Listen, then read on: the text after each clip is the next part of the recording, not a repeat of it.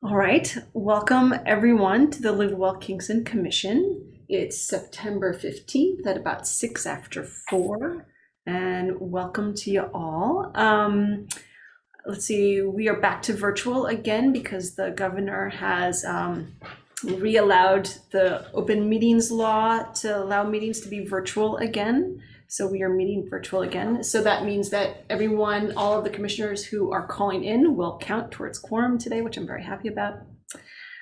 With that said, I don't know that I need to say any more, but I think, that best to mute when you've got no background noise. I think we all pretty much know the whole routine these days, and I'll chime in if any of that needs to be reiterated.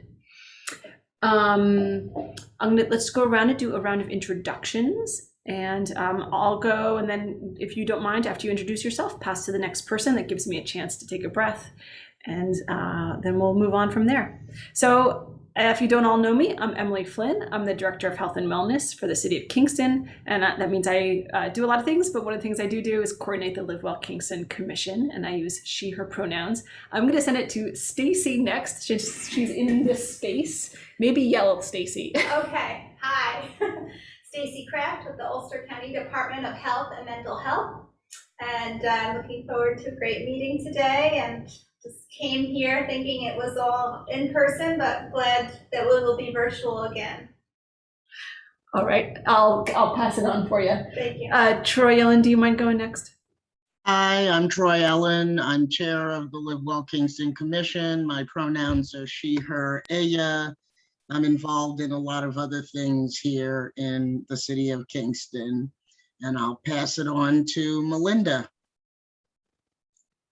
Hi, everyone. I'm Melinda Herzog. Malia, do you mind? I'm the Healthy Communities Program Leader at Cornell Cooperative Extension of Ulster County. Sounded like I had an echo. I don't know if all of you heard that.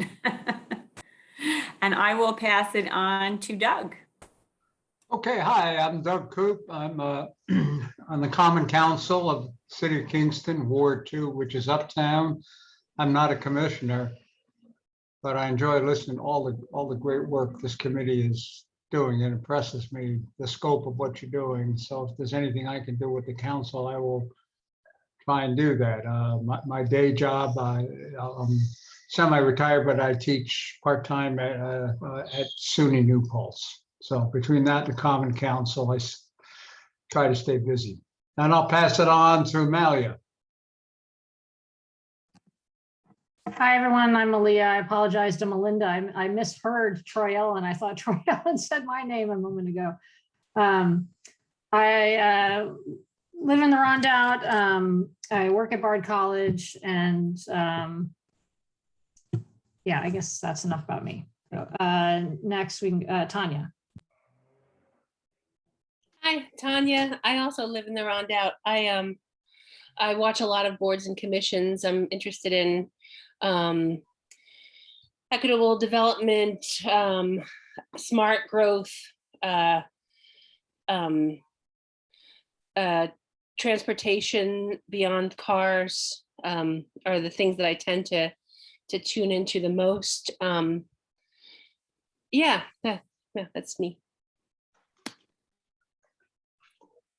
Oh, shall I pass for you, Tanya? Let's see. Susanna, have we heard from you yet? Nope.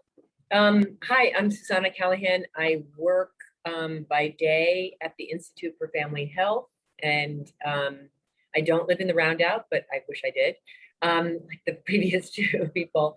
And I also serve on the Heal Well focus team of Livewell Kingston. And I will pass it on to Siobhan. Thanks, Sue. Hi, everyone. My name's Siobhan. I work for the Kingston Food Co-op. I'm the outreach coordinator. I'm a commissioner for the city of Kingston, and I also run a small business in farmers markets in the area selling vegan food. And good to see you all again. I'm not sure who hasn't gone yet because I joined a little bit late. I think I may be the last one. Heidi, did you go yet? Okay, I'll pass it to Heidi. Thanks, Siobhan. My name is Heidi Kirschner, pronouns he, she, her, hers, ella, and I work for the YMCA. All right, lovely to see you all. Thanks everyone for that. In the chat, I've put the link to the agenda. Feel free to follow along and give edits, please do. I will, after we record it, usually go back and anything that I don't get during the meeting, I'll try to edit after with the recording. With that all said, we can jump right in to approval of meeting minutes. The last meeting we didn't have a quorum, so we have 2 meeting minutes to approve. That's of July and August. Did anyone have any edits to either of those before we call a vote? Suzanne? I don't think my name's on as being absent from the August one. My computer's bringing it back up. Okay, let's see here. Thank you. Thank you, Susanna. It's moving a little slow, but here we go. I'm not sure, this is not super important, I don't think, but I'm not sure I understand the way the presence or attendance is included in the minutes. So there's present and then remote, I understand that. Remote and not part of quorum. What? Can you please remind me what that means?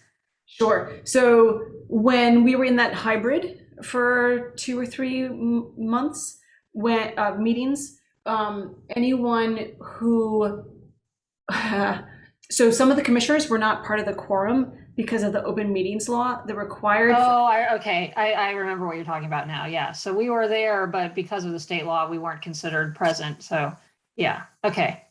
Exactly. But we don't have to do that anymore because, as you pointed out, yeah.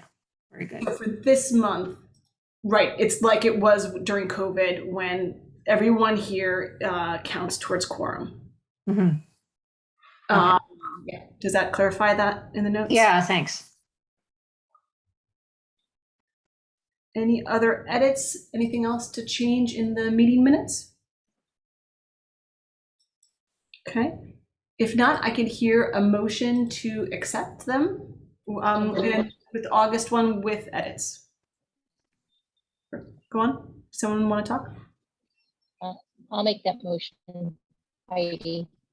We're going to do it separately. So for July, Heidi, can I put you down? You're going to do 2 of them separate? Okay. Yeah.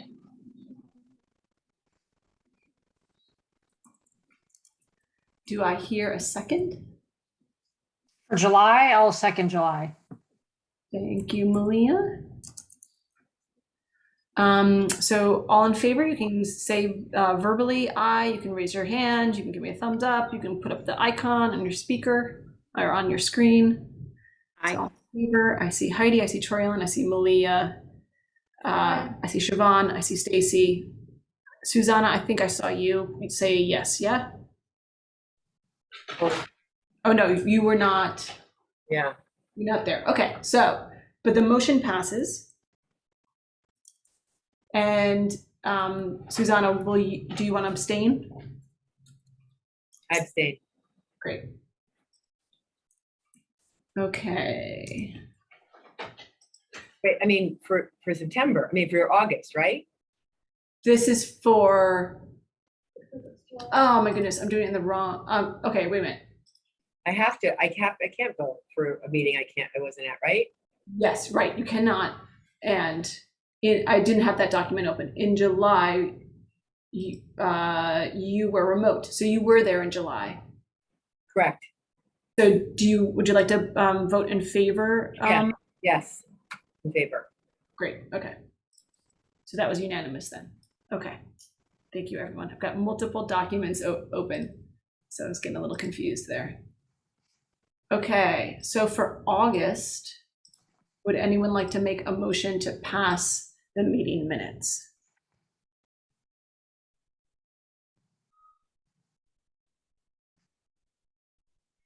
I'll make that motion. Thank you, Heidi. What was that, Stacey? I thought maybe people needed the minutes reviewed then. Yeah.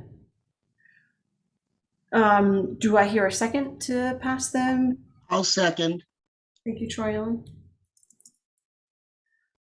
All right, same thing. I can call for a vote. Stacy says aye, Heidi says yes, Melinda says yes, Troy Ellen says yes. Siobhan stepped out of her screen. So, Was Siobhan at last month's meeting? Yeah, I was gonna say, I don't think I was there last month, so I'm not sure if I can vote. Yeah, I'm abstaining for the same reason. so it looks like it'll be Malia and Siobhan and Susanna, correct? Great, okay.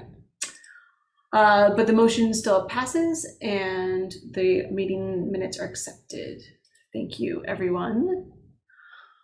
All right, so that was the administrative work we had to do. Next in our meeting today is a review of the Livewell Kingston Action Plan. And I thought that I would share my screen. So let me do that now.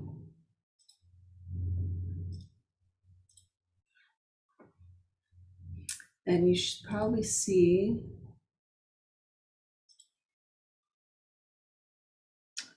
it's taking a moment. All right, can someone give me a thumbs up that they see the action plan? Thank you, all right. So we are more than halfway through the year. We thought it would be good to bring the action plan back up and review it at this time to see kind of where we're at. And a reminder that this is the action plan for the commission. So each focus team has its own action plan, but this is kind of the goals and work that the commission itself was going to do. And we pared it down to 4 goals, and I'll read the goal and then I'll tell you the status update. And then if there's any questions, we can dive into it, and or suggestions, always looking for brainstorming and new ideas. Our goal number 1 was for the commission was to oversee the focus teams. And for the public, I'm going to say this, the focus teams now as a reminder: age well, eat well, heal well, play well, travel well, and grow well. Didn't quite do it in alphabetical order, but I'm getting closer. So in 2021, there's a linked document in that action plan if you'd like to see, and it shows all of the different focus team presentations that came. Let me just move my screen down a little bit. Sorry, bear with me 1 second.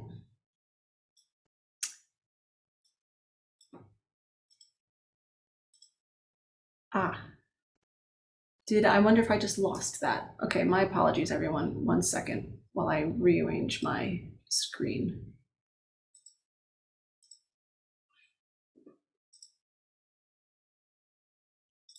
Let me try that again.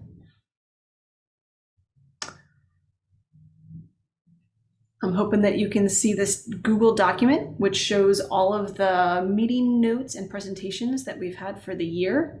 And we've had travel well, heal well, play well, grow well, age well, and eat well all present. And then now here we are with our action plan review.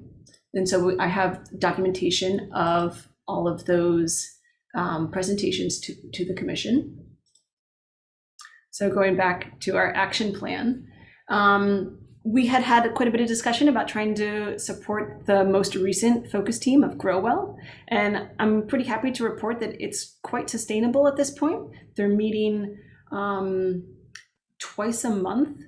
And then there's sub-working groups that are meeting also very regularly. There's still a lot of conversation about bringing in more community members and other projects and growth, but it doesn't feel as shaky as it once did. It feels like it's definitely picking up momentum. There's a real great group feeling to it these days. So I'm happy to report that about Grow Well. Moving on to goal number 2 is support the health of the community. And the status of that is that the review of COVID responses have happened in Livewell, the commission here, and in Heal Well and Age Well. We've talked quite a bit about how to support the community with vaccines and with other COVID responses. Our third goal is to increase knowledge of and community representation on the Livewell Kingston Commission. And I wanted to report that Malia Dumont did a recording, a PSA for Radio Kingston on 5/26/21. And of course, anyone let me know if there's other ones that we've done that I'm forgetting. So this is also a time for everyone else to remind me of the stuff that I'm forgetting to add to this action plan. But I remembered that one. And then the 3B goal, so that was for 3A, which was actively reach out to the Spanish-speaking community and residents directly impacted by COVID, food and housing insecurity. And then 3B, the second part of that goal, is to continue to support communications to the wider community and between focus teams. And I'm pretty happy to report that we sent out that Livewell Kingston newsletter on May 28th. And then also I've done some tabling events. So I tabled at the Kingston Farmers Market and the Rondout Garden event this last weekend as well. So we're doing a little bit of community outreach in that way. Finally, our fourth goal is to advise the mayor and common council on pertinent health issues. And I don't know of any updates that we've done in that category.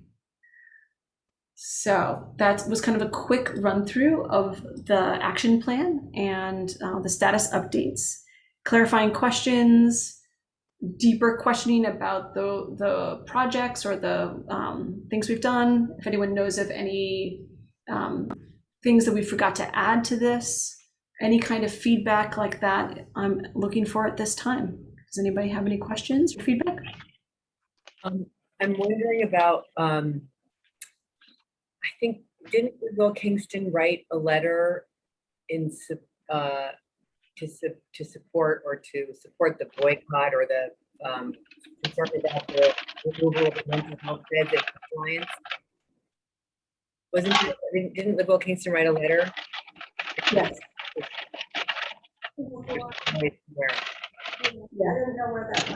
I agree. And I don't remember what the date was of that, but I'll find it and add that. Yeah, I just feel like in terms of either supporting the health or I guess there isn't really an advocacy goal, but I think would be a good goal for this group. And I think that might go under goal number 2 of support the health of our community. So I'm going to add that in there and I'll update the language to it after the meeting tonight.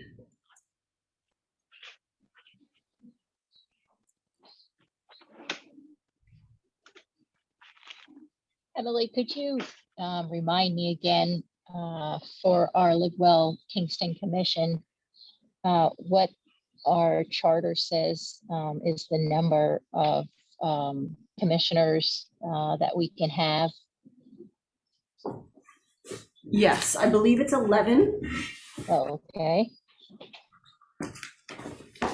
I believe there's 11 seats. Yep. And we currently have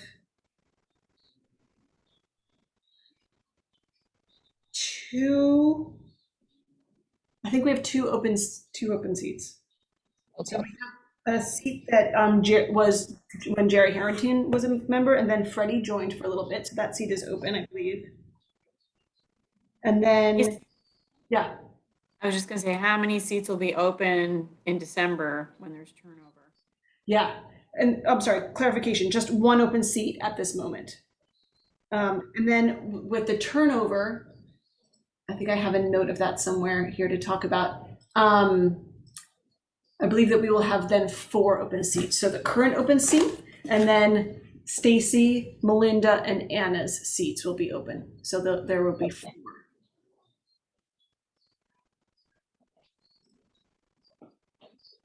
Right.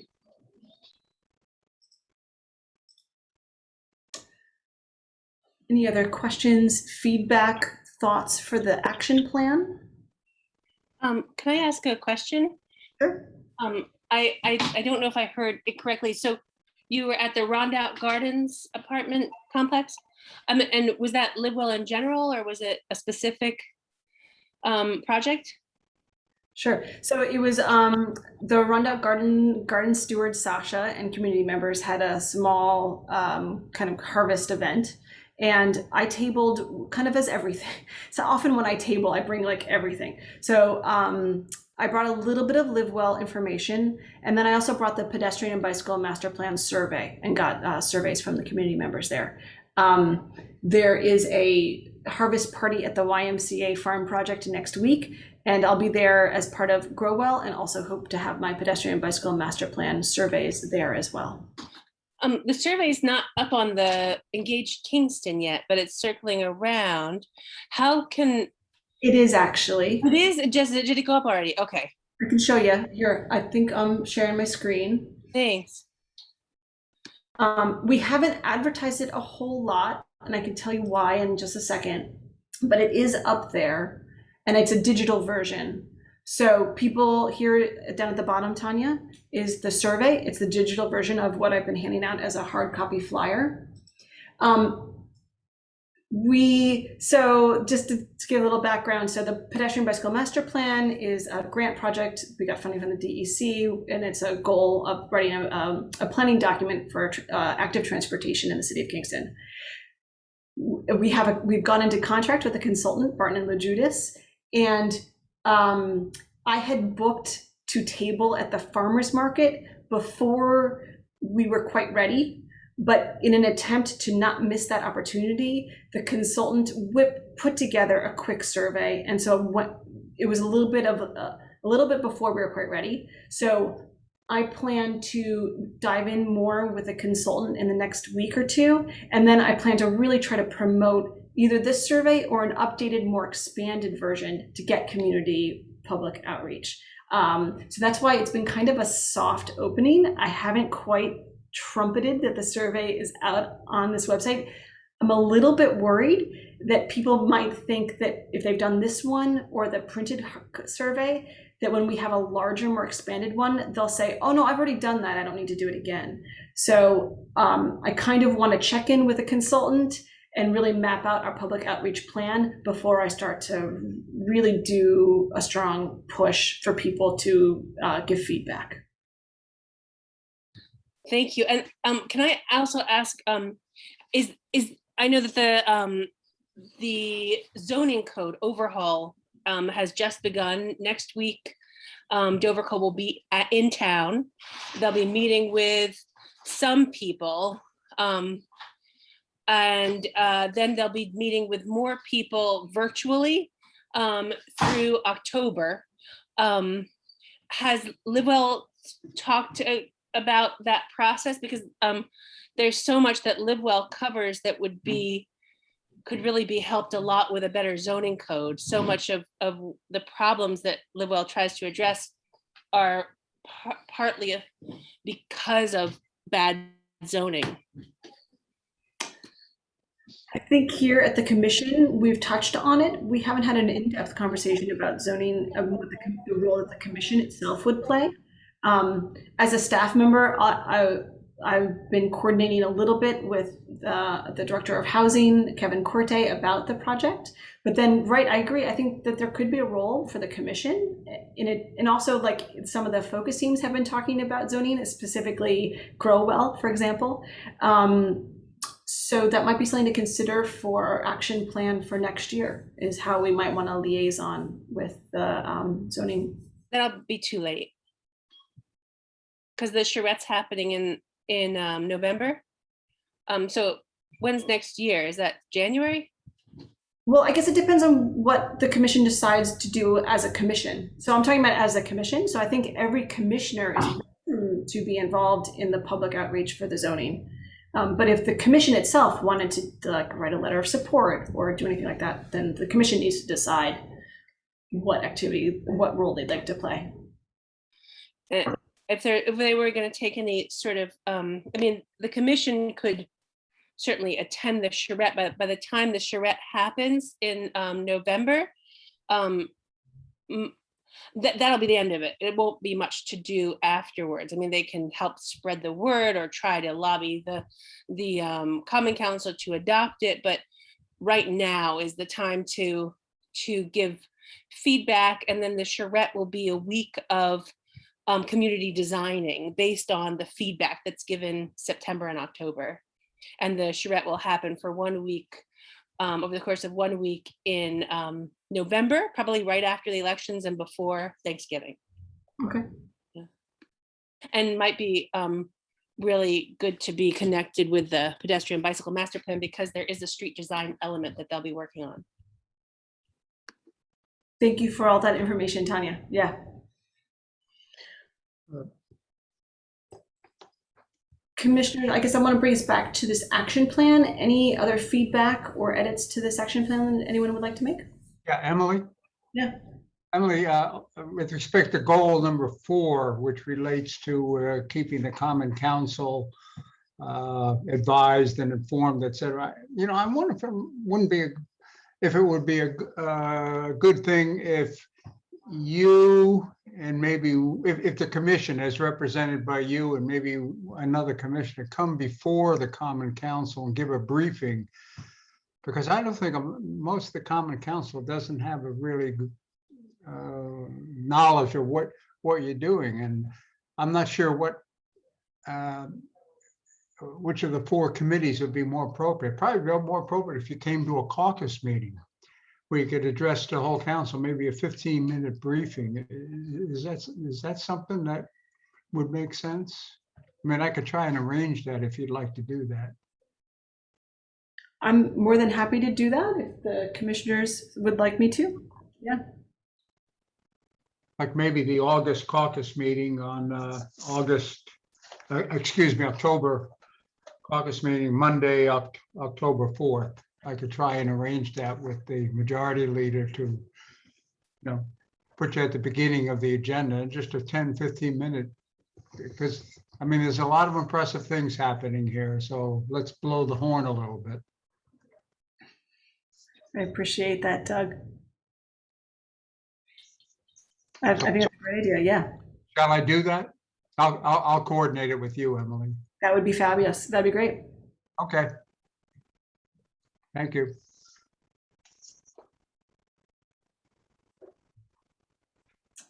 All right.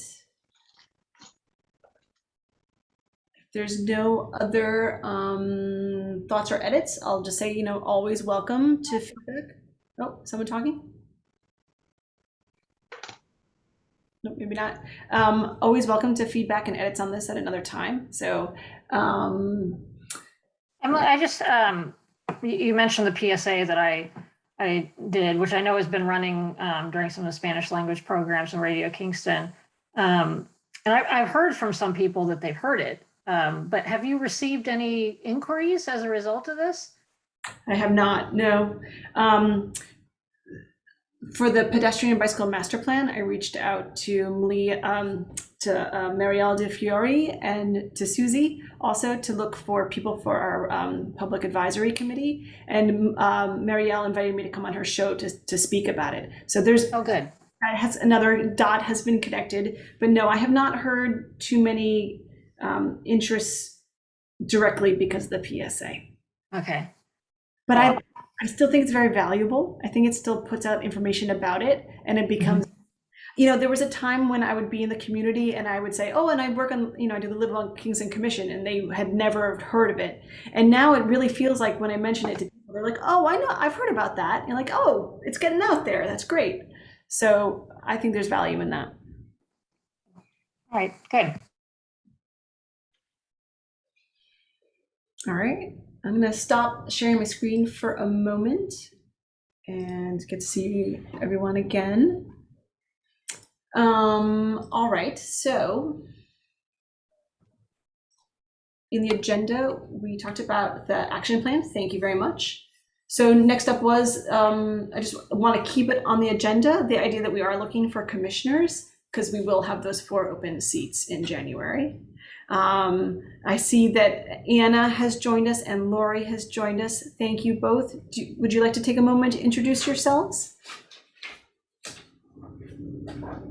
If you'd like me to, I will. Yes. Hi, I'm Anna Brett, and I found out at the last meeting that I'm soon off the commission, and I didn't realize that. I've been on since day 1 and have loved it. I am a retired health educator from Kingston City Schools, also principal of Chambers School.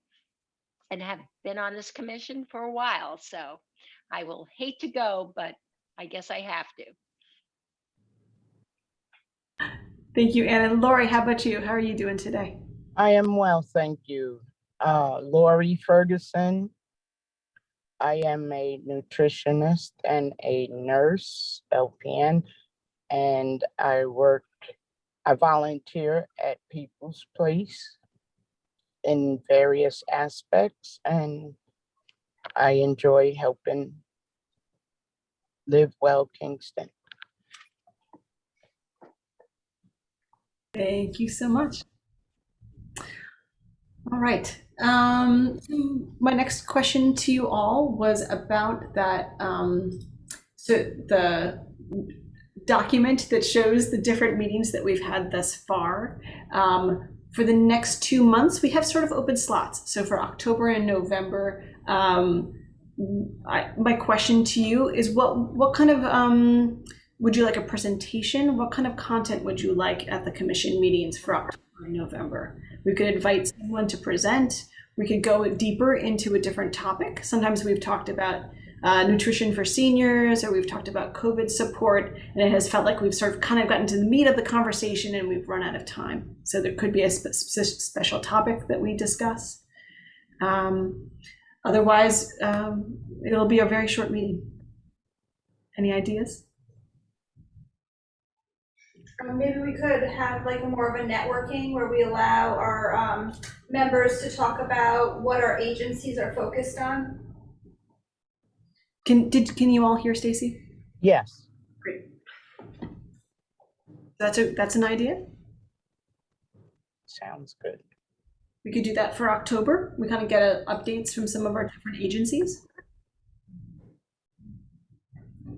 Would that be a time, perhaps if there was something to present on the zoning, to have further clarification, perhaps if we were going to at some time, put our support behind it, it might be a good idea to get some detail on that. If the commission feels that's something that we should be involved in. I missed that, Heidi, to get support for what was the topic? The zoning that's going on right now. We could invite Kevin, who's the project manager, to come and talk about it. That might be wonderful to hear the connections between the zoning project and Livewell. Would you all like that? Yes. Could someone give a kind of an overview of what the zoning issue is? I mean, Tanya, you mentioned a little bit, but is there just a summary of what's happening? Tanya can probably give details, but generally the zoning is moving from Euclidean zoning to form-based code. And so it's a project that is being, Dover Cole is the consultant that is working on this, but it is also intended to reflect community input. Mm-hmm. Tanya? Okay, well, it's a very, it's a kind of zoning that really requires a huge amount of public engagement right from the beginning. It ends up in a simpler, more predictable zoning code, which in turn ends up is a more equitable zoning code for even that reason alone and more. It hopefully will end up with like a parking management system instead of just constantly adding more parking lots and requiring unreasonable amount of parking on site, which will in turn allow for more things like corner stores and incremental development. Different things that the Common Council is already talking about will be further worked on within it, like the affordable housing requirement, and the Common Council just started talking about short-term rental legislation and ADUs, accessory dwelling units. So that would be great for Agewell Kingston, the ability to stay in place and not, as our zoning code is now, if you don't need your whole house, in many instances, because there's so much single family only zoning in Kingston, people have to leave their community to downsize. So there's so much that our zoning code affects in Kingston, and a form-based code, this kind of zoning code was really developed to address those sort of issues, the damage that the kind of zoning that we have been doing since the mid-century mainly, but even back into the teens when it was very much used as a way to separate people. So we've got a lot of hope right now. Yeah, oh, this is interesting. This is new for me. So, and I'm curious, two questions, but one is where did this sort of come from? Was this something proposed by the city of Kingston? Did it come from the community? We have a new comprehensive plan. A comprehensive plan are the goals of a city, and a zoning code is the rules that put those goals into law. And the new comprehensive plan was adopted in 2016. It was the first one that we had since 1963, which was put together to get urban renewal funding. And so this new comprehensive plan is very much in conflict with our current zoning code, which has been amended over the years and Band-Aid approaches like overlay districts and things like that, but really mostly supports the 1961, it's called 1961 comprehensive plan. And so the city hired a firm that was hired to do both the comprehensive plan and the zoning code, but they were not up to the task and not enough money was budgeted. It was only $50,000 budgeted for an entire zoning code, and they recognized that, so only offered a very small like some more Band-Aid approaches. And the mayor recognized that we really need a whole zoning code overhaul because we're so out of date with our zoning code. And so he put together a zoning task force. They put together a request for proposals. They got 4 applicants. They chose Dover Cole, and this past spring, the Common Council voted to fund it. It's a large investment of $500,000, but it's because it's a huge amount of work and it will hugely impact Kingston. What's the time frame for the timeline for this? Well, it's the stakeholder meetings are happening next week in person, and the Dover Co will be, they had the kickoff meeting in the end of August. The contract was signed in the beginning of August, and the in-person stakeholder meetings and Dover Co walking around Kingston is happening next week. They'll be here for the week, but they're going to do the bulk of their stakeholder meetings virtually through October. And then in November, sometime between the elections and, so maybe it's a week, but I think we may know what the week is. So between the elections and Thanksgiving, I think, they're going to have a week-long charrette, which is a community designing process. And there'll be drafts it'll be worked on. It'll be an open house all week long. It'll have 2 large public meetings during that time, but it's an open house sort of thing, so people can bop in and out. And I've never heard of that. You used that word before too. I've never heard of it. It sounds like a Hebrew word. I'm going to put some links in the chat regarding this. And I'm assuming that they're going to hopefully working with community-based agencies to get a real good cross, section of the community involved and not this sort of standard stakeholders. Dover Cole is very, very good at it. The city of Kingston, in my opinion, is not. And just mainly because of the lack of sort of amount of staff and just the way that we're structured in Kingston, it's usually left up primarily to the consultants. But they are relying on the Common Council to get stakeholders out there, to organize stakeholders. And Kevin Corte is just moved to town a few months ago. Less than a year he's lived here. And it's really at this point all on his shoulders to find who the stakeholders are. So I don't feel like there's a lot of stakeholders that are going to happen this coming week.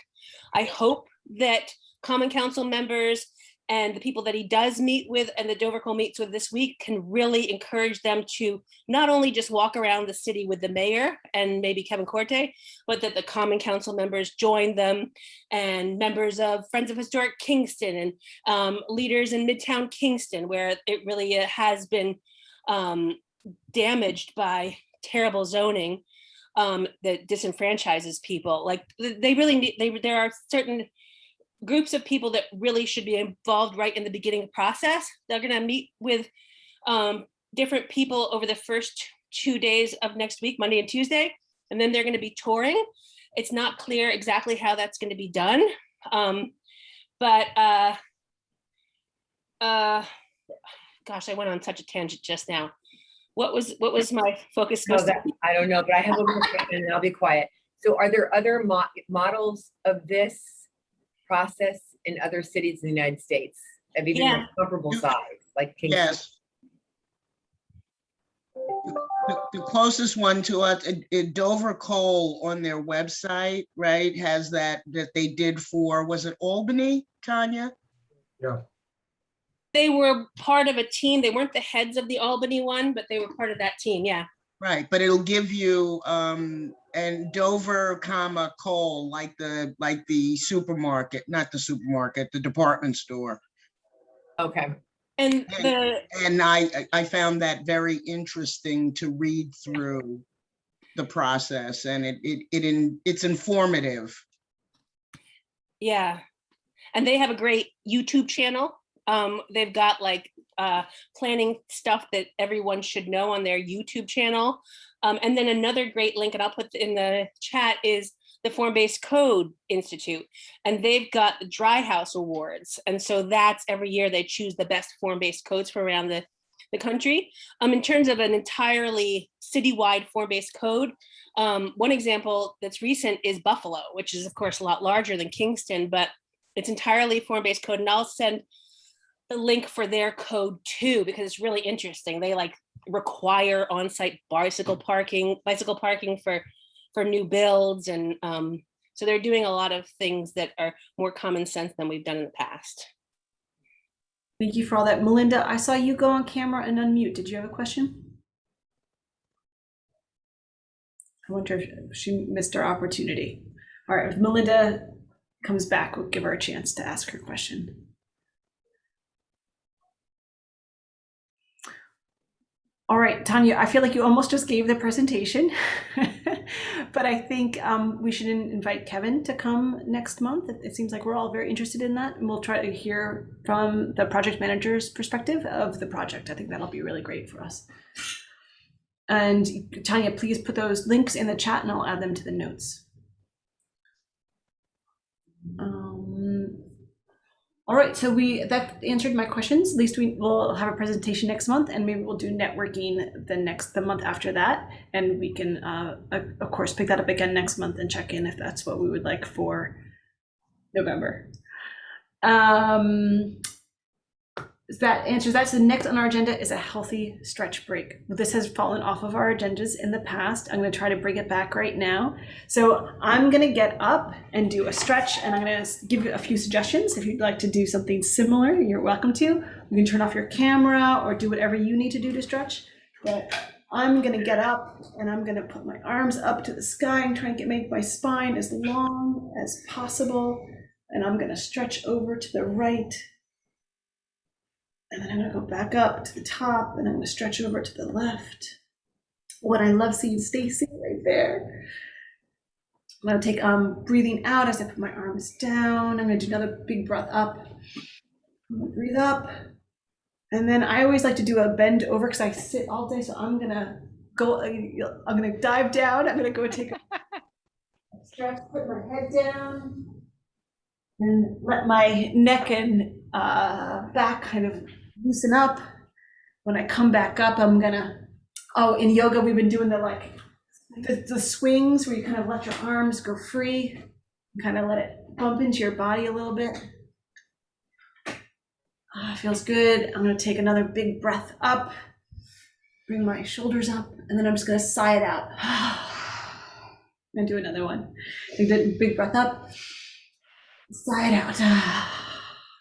Boy, that might not have even been a full minute, just that little bit feels wonderful. So I'm gonna invite us all to come back in another minute when we're ready. I feel bad for Lori who's in a car. I hope you got to stretch a little bit in your car. Now you can always do the just pulling on your head a little bit, do the front rolls. I do that occasionally. I've been noticing in my body, my body's been needing to stretch more and more these days. So thank you all for participating in that.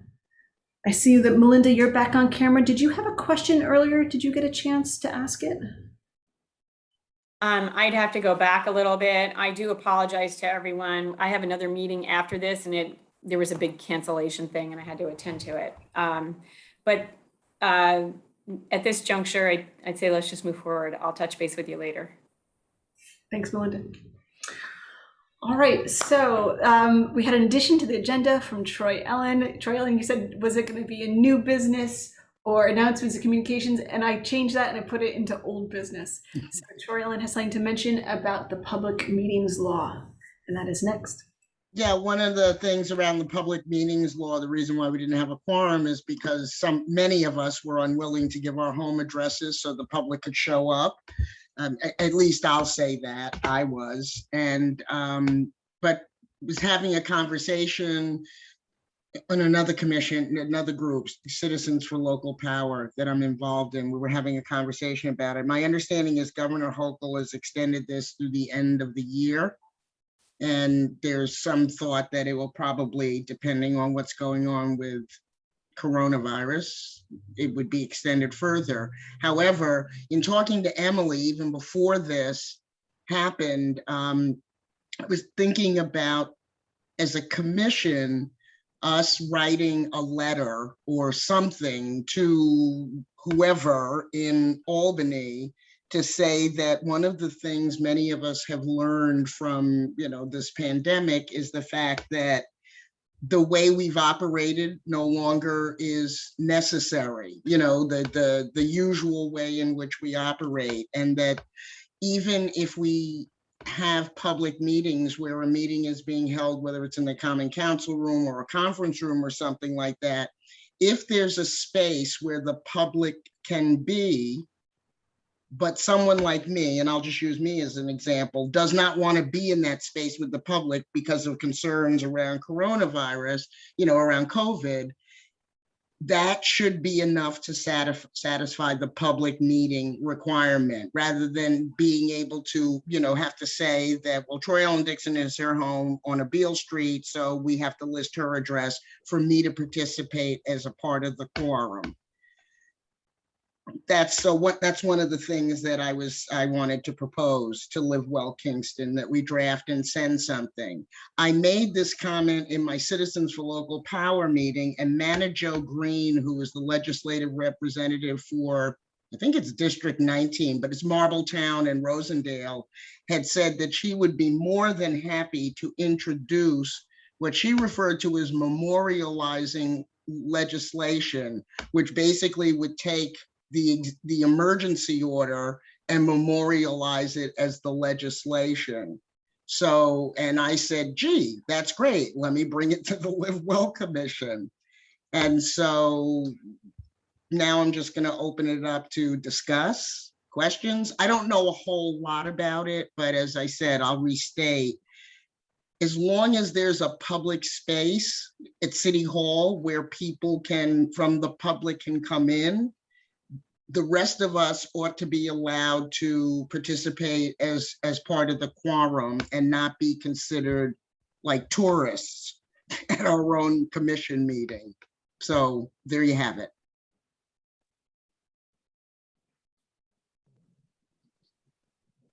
Lori, if you're talking, you're still muted. I said, that sounds brilliant. Yeah, it's I don't know why we didn't think of it sooner.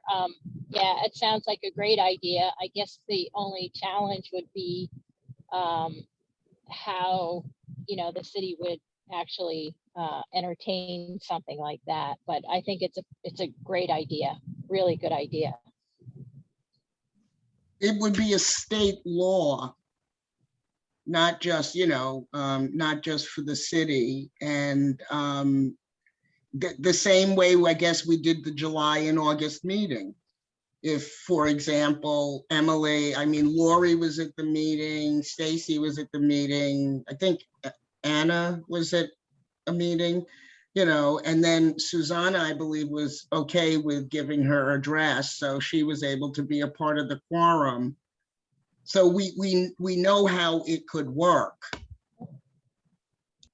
I would say if you're going to go so far as to ask for that, and Manajo at the county level will be doing it for the county, but the city would likely have to adopt their own version that would go across all their commissions, I'm assuming. It would be nice if we didn't have to give our home address. There's got to be a way around that. It seems silly. Stacy, did you want to say something? Oh, yeah, sure.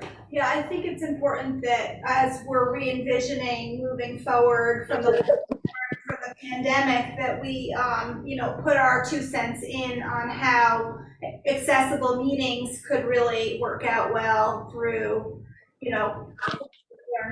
everybody's technology that we know works, we know brings more people to the table. So putting our 2 cents in there is important for laws to get adopted and approved for a better way forward for the equity of everyone. Absolutely. And the point that you were talking about with accessibility is, Manager Joe brought up the fact that it was great. There's commission meetings, I think around clean energy or something that are held. And having people from all over having to come to Kingston, it's much easier if people from all over can participate in Zoom rooms. And so we are going to be looking at trying to fill 4 slots for, come January on our commission. And I think that if people have the ability to not have to get to a certain place, it might make us simpler to find prospective commissioners.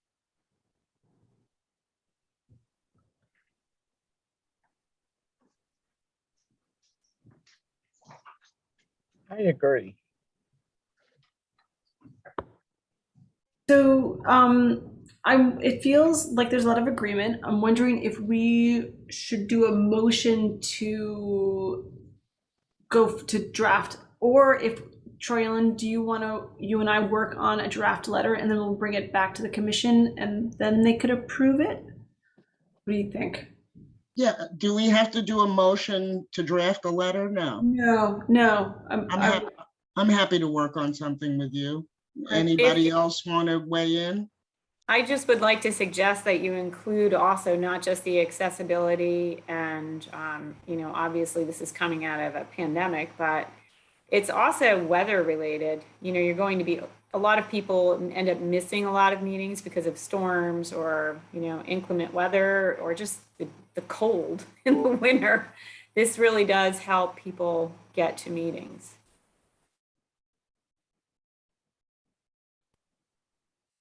Lori, you're muted.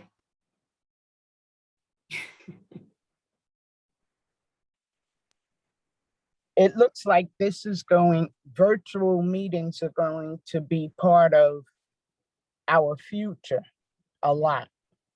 And okay, so if we have to put addresses in, I had to drop one of my granddaughters to night school. So I'm in my car so I can attend the meeting. What good would my address do anyway right now, or, because I'm not at my address? I guess you'd have to list your license plate number so people could find you. Your easy pass. Yeah, exactly. You put your GPS on so the locator can find you. Yeah. So I think that what you're presenting, Troy Ellen, is something that probably should have been worked on a long time ago in the pandemic, in the beginning of it. And I appreciate your thoughts and efforts, because I really feel it's very, very necessary. And whoever else spoke about the weather, we have to consider all of these things, and we can't keep not having quorums because the numbers went up or the weather was bad.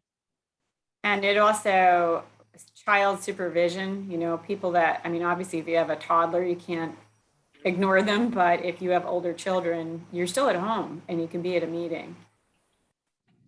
Yeah. So it does allow us to reach more people. Absolutely. This sounds great. So, I look forward to working on that with you, Troy Ellen. And I'm sorry, I have one question.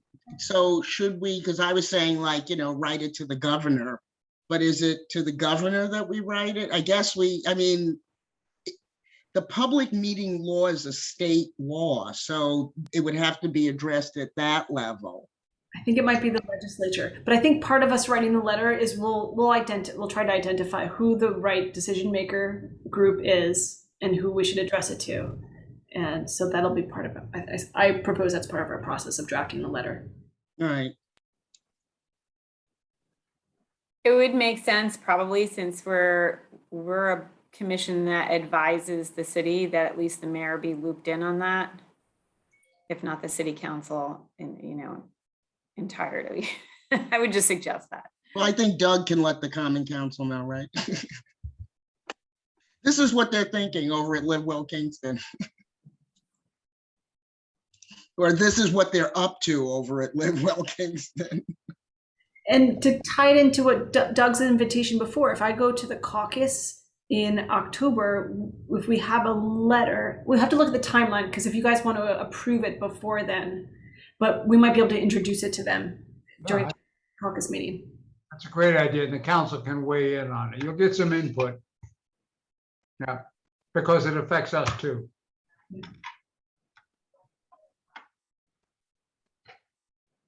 Thank you all. I appreciate it, and I appreciate your insights and your comments. All right, next up we have is a call for any new business. Now's the time to hear it. If there's no new business, we can move on to announcements. And Actually, it's for you. You got a call from Roanoke. I'm going to mute Doug. I think that's some background noise for Doug. So now is a call for announcements and communications. Would anyone from any agencies like to tell us about any events or announcements that they have? Susanna, you got anything? You're in my top left corner. You got anything from the Institute for Family Health you'd like to announce? Let me see.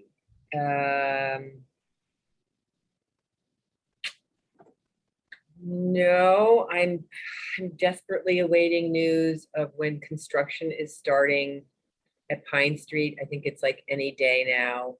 I just can't believe all the delays that always happen with these big construction projects. But I think there was one outstanding license or something from the city actually that was needed a few weeks ago. So I think it's any day now. So that's, I think I can't think of anything else that's really, big, but so I will pass for now unless I think of something. Yeah. Next on my screen is Stacy. Stacy, do you have stuff to announce? I'm sure you do. Yes, hi. I just wanted to mention that the Ulster County Department of Health is going to be hosting another free rabies clinic. And we will be putting that out tomorrow on the listservs and on our social media accounts. So please feel free to share that. We're hoping to attract people who don't have like a medical home for their animals, that don't regularly take them to the vet so that they can be vaccinated against the deadly rabies virus. It's a first come, first served clinic on September 24th from 11 a.m. to 1 p.m. So you'll see that posted tomorrow. And we also have a suicide prevention forum that's already been promoted. So I hope everybody will make time to attend that important event on the same day. And that one is 9:30 to 12. That's it for now. Thank you. Anna, you're in my top right. Do you have anything that you'd like to announce? How about the radio show that you do right before you join us every third Wednesday? Well, I don't know what you would like to know about that, but I am on the Irish show with my husband. Started doing it about 6 months ago after his co-host passed away, and I kind of said, I'll take care of this now. And the Italian that I am, being on the Irish show, is kind of interesting, but it works. It works. Yes. So I have no announcements. All I have to say is we do have the Italian Festival coming up in Kingston on October 10th. So hopefully maybe some of you will join us for that. Thank you. The Irish show, excuse me, airs on Sundays on Radio Kingston at 8 o'clock in the morning, correct? Correct, but we record on Wednesdays. Right, and or you can listen to it anytime on the Radio Kingston archive at radiokingston.org. One of the things I do is I consult with Radio Kingston, so that was a shameless plug. Thank you, Troy Ellen. Yes, you can take you anywhere you go. On my walk, I listen to the Irish show. So, Troy Ellen, since you got going, how about any other updates? Anything else from Radio Kingston? I got nothing. I have an announcement. Yeah. Related sorry. to. Oh, sorry. Sorry, Siobhan. Go. What, did I disrupt the order? I'm sorry. No, go. Okay. Related to the Kingston Food Co-op. So we just had our architect firm. We had 3 architect firms do presentations this past weekend. The firms are Design Advocates, Mass Design Group, and BKSK, all of which are like relatively local and are based out of New York State and some international. Anyway, long story short, we are collecting feedback from our members. So if you're a member, please check your email. We sent out the recordings and a rubric so that you guys can help us select which one we want to work with to design our building. And we're also going to open it up to the wider community just to get more feedback because we want our design process to be community driven. So yeah, I just wanted to mention that. Email just went out, and if you guys aren't members, you can still give your input. And if you are, if you're already a member, we definitely want to hear from you and value what you guys value, all your input. And we're excited to design our building. It's like we're in the beginning of a really exciting phase, and it's happening. And so, yeah. It is super exciting. All I right. have a question for you, Siobhan. Where was it? Because I started watching the YouTube video. Mm-hmm. Where was the event held? The presentation? Rotary Park. Oh, okay. I Yeah. thought it might have been, but I couldn't tell. Thank you. Yeah, no problem. Savannah, I'm really excited for you. Thank you, Heidi. Us too. And we're definitely like a lot of the firms were talking about their community design process, and so I think the Y will definitely be somebody that we'll partner with to inform our design and programming and stuff like that. I have a question. Is membership still open?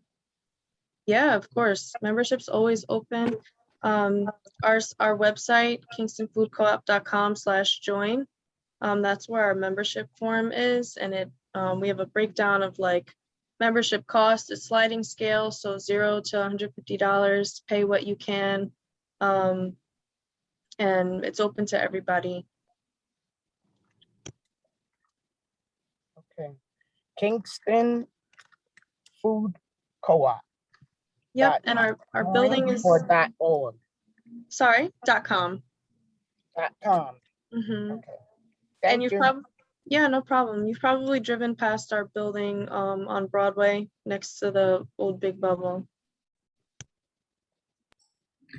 I still think of it as the old Honda dealership. It'll once it switches over, it'll change for me, but for me, it's still the Honda dealership. Yeah, and fun fact actually that I learned at the presentations is that before it was Honda, it was a Pontiac dealer a long time ago. So one of the firms did like research, which I thought was really interesting on the building. So yeah, just want to share that. Well, I'd just like to invite everybody to the Fall Harvest Festival that we are having at the Y. I know Emily talked a little bit about it, but it's welcome to everyone. It's free. Be some activities there. You can enjoy our new playground, and there'll be some like barbecue and some other stuff going on. So please come and join. It's just a time to celebrate this time of year and our community.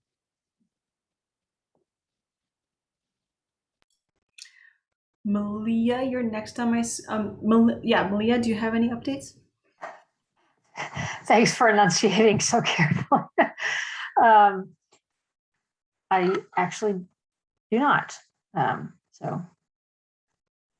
All right, thank you. And then Melinda, I got caught up. I was like, wait, which person am I saying? Melinda, do you have any updates? Yes, I do actually. The first one is we will soon be hiring, I hope, a Creating Healthy Schools coordinator. So we'll be looking for someone with skills working with health and nutrition and physical activity to work in our Kingston School District. So we'll be putting that advertisement out in the next few weeks. And I just wanted to also share that we have 3 programs that are always looking for new clients.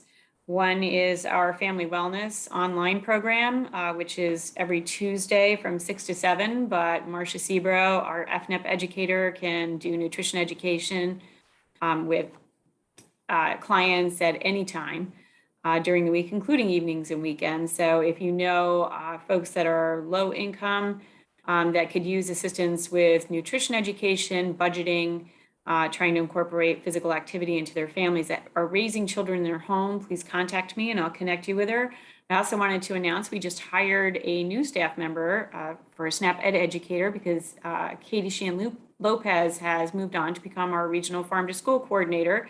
So you'll be meeting out in the community Jo Kiocho, and she is the new SNAP Ed nutrition educator, and she does speak fluent Spanish. So we are hoping to be able to reach out to our Spanish speaking audience with more alacrity. That is also happening. And if anybody has in their lives or an opportunity to share when you meet people that are raising children that are not biologically their own, but are relatives' children, such as a grandparent raising a grandchild, our program is really robust. They just got back from their family picnic and Legoland this summer, and they're off to a Renegades game in a week. And they meet as a support group twice a month, and the kids meet in a 4-H group once a month, and there's a teen group. So if you know of folks that are in that scenario, please also let me know. There's a lot of referrals and support for their unique situation, and we'd love to hear from you. That's everything. Let's see, Lori, have I given you a chance yet? Do you have anything you'd like to bring up? No, not right now. All right, then I'm gonna maybe thoroughly embarrass Troy Ellen. I want to announce that Troy Ellen is being honored at part of the BARD program. Is it the civic? Troy Ellen, you can correct me when I'm done talking. It's yet another CCE in this area, but this one is the Center for Civic Engagement. Troy Ellen is being honored next Friday.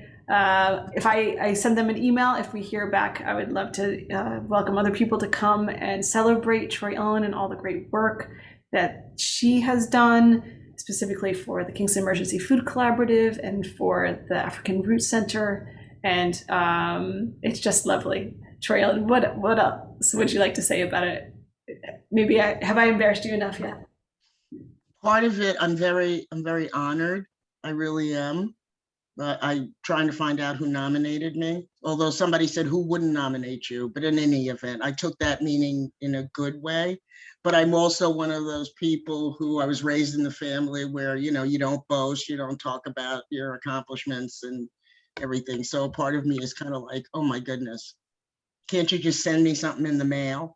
Anyway, I am very honored by this recognition. I'm being honored in addition, Dan Budd of Red Hook Rescue and 2 others. I'm not looking at the email right now. There are other community groups, including folks who've been working with, the BARD students on campus. But it's going to be at lovely Blythewood Manor outside under the tent. And I've never been to that part of the campus, so I'm looking forward to it. The most beautiful part of the campus trail. I've never been there. I We'll be parked my, traveling next week, so I unfortunately won't be there to celebrate you in person, but congratulations. oh, I was hoping I'd finally get to meet you in the real world. All right, Stacy says she has another update, and then I might have a couple. So Stacy, you want to go next? Okay, yes, thank you. Also wanted to mention that it is Recovery Month, and our partners with Step One and the town village of New Paltz are Healing Communities Grant and others are putting on a fabulous event this Sunday, and that is called Recovery Fest, September 19th from noon to 4. There's going to be face painting, bounce houses, music, and lots of providers to give information. They'll be doing Narcan training. So if you're looking for something to do, the weather's going to be fabulous. It's at 241 Libertyville Road in New Paltz from noon to 4, and it's free. The Institute's participating in that. A lot of agencies are, yeah. All right, so I didn't organize my thoughts well, but I wanted to give a little bit of updates on my 2 grant projects. So as I mentioned a little bit with Tanya, the Pedestrian Bicycle Master Plan is moving ahead, and there is the survey on engagekingston.com that you can look for the Pedestrian Bicycle Master Plan. It's on the bottom of that page. There'll be a lot more to come, but right now, if any of you would like, it's a short form survey. It's basically a front and back of a single page. Love it if you'd fill it out. Love it if the community members would fill it out, but again, I also hope to have a larger survey soon. So that's Pedestrian Bicycle Master Plan. Creating healthy schools and communities, as Melinda mentioned, is going along. The city is just about to go into contract with the state for that grant. That's the 5-year, $1.5 million grant where my department will be hiring a person. The city will be subcontracting out with Cornell Cooperative Extension, the position that Melinda mentioned. And then thirdly, we'll be subcontracting with Family of Woodstock, and they will also be hiring a position for early child care and early childhood nutrition and physical activity.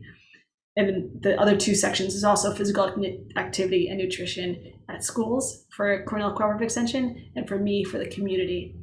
So I just want to mention that those are plodding along. Each I can't help but want to say a Troy Ellenism, which I push the peanut up the hill. So I do a little incremental change, and it's slowly making progress. I'm just trying to think if there's anything else to mention. One of our Healwell members, Planned Parenthood, is having a reopening event on September 24th, this Friday also. Want to re-welcome them to the community. They kind of closed their brick and mortar doors during COVID, but they're reopening. What else would I mention? Healwell also, again, Healwell will be doing another kind of healing circle at Academy Green. That's usually the Gong and Reiki free healings. That's going to be a part of the O Positive Festival on October 10th. And I think it's in the late afternoon, and that's going to be at Academy Green. I'm sure I'll send out some more information about that, but that's something to look forward to. And I think that's all I've got at this moment. Those are all my announcements. One last chance for any announcements that anyone else forgot to mention earlier. I'm just going to share, and it's actually not on behalf of Cooperative Extension, but just so everyone's aware of it, is National Disaster Preparedness Month. And just, if you have opportunity in any of your newsletters or outreach to include information on that. And I believe that comes out of, and Stacy can correct me if I'm wrong, Diane Asno sends that out, and a lot of you may have gotten that in your email, but it's really a good idea to keep passing that along to your audiences. Stacy gives a thumbs up. At People's Place, the free farm stand ends in the beginning of October, just to let people know.